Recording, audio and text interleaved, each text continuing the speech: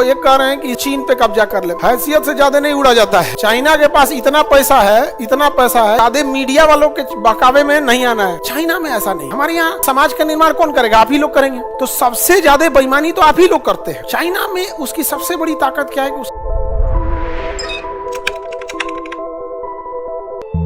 देखो, ये कह रहे हैं कि चीन पे कब्जा कर लेते हैं। बाबू, हैसियत से ज्यादा नहीं उड़ा जाता है।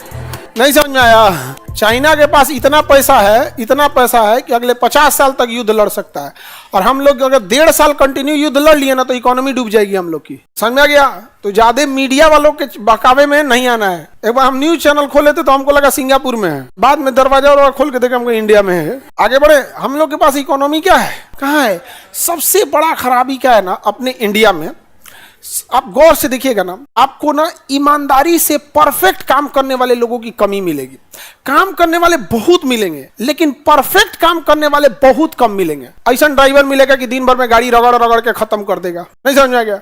खाना बनाने वाला को देखिएगा तो 10 गो सब्जी में 2 गो ठीक बनाएगा, 8 गो ऐसा बनाएगा, तरीका दिमाग खराब करके रखेगा। नहीं देखते हैं, मतलब ही नहीं है। बस उसको काम, उसका मुख्य उद्देश्य क्या है? मेरे पास बिजनेस किए हैं तो प्रॉफिट आना चाहिए, काम कर रहे हैं तो पैसा आना चाहिए। भले बिजनेस चौपट कर दे, सामान उठपटांग दे दे, या सर्विस जैसा काम कर रहा है वैसे। चाइना में ऐसा नहीं है। वहां जो इंसान अगर काम कह रहा है तो परफेक्ट काम करेगा। अपने यहाँ यही कमी। हमारे यहाँ लोग काम इसलिए नहीं करते हैं कि उन्हें काम आता है। हमारे यहाँ लोग काम इसलिए करते हैं कि उन्हें पैसे की जरूरत है। दोनों में अंतर होता है। नहीं समझे? तो वहां पे एक चीज बहुत जबरदस्त है, स्किल्ड बहुत है।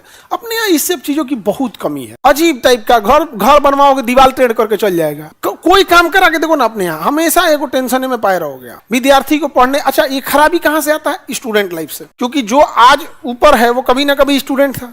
स्टूडेंट लाइफ से ही बिगड़ते गया। उसको होमवर्क याद आएगा क्लास में जाने के बाद। स्टूडेंट लाइफ, आप ही सोचिए ना, समाज का निर्माण कौन करेगा? आप ही लोग करेंगे। तो सबसे ज्यादा बेईमानी तो आप ही लोग करते हैं। अभी आपके लिए ईमानदारी का मतलब क्या है? आपको जो वर्क दिया जा रहा है, आप घर पे जाके पढ़ाई कीजिए और उसको प्रॉपर रिवीजन करके यहाँ आइए। 90% नहीं करता है। तो जो आप जिस समय है उस समय बेईमानी कर रहे हैं।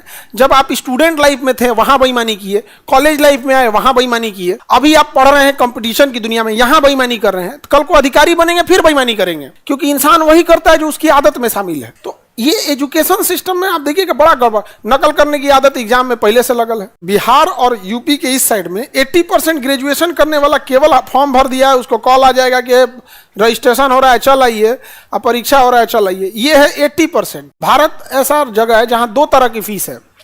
अगर मान के चलिए आपको ITI करना है या आपको ANM GNM करना है तो 2 तरह का फीस है। एक पढ़ के करना है तो उसका फीस अलग, और घर बैठे डिग्री चाहिए BEd का तो उसका फीस अलग। तो स्टार्टिंग से ही खराबी हो जाती है अपने यहाँ। चाइना में उसकी सबसे बड़ी ताकत क्या है कि उसका मैन पावर। इसलिए कोई भी कंपनी कहाँ जा रही है? चाइना जाती है। वहां फैक्ट्री खोलने के लिए। यहाँ पर अपने यहाँ ये इकोसिस्टम की बहुत ज्यादा कमी है। यहाँ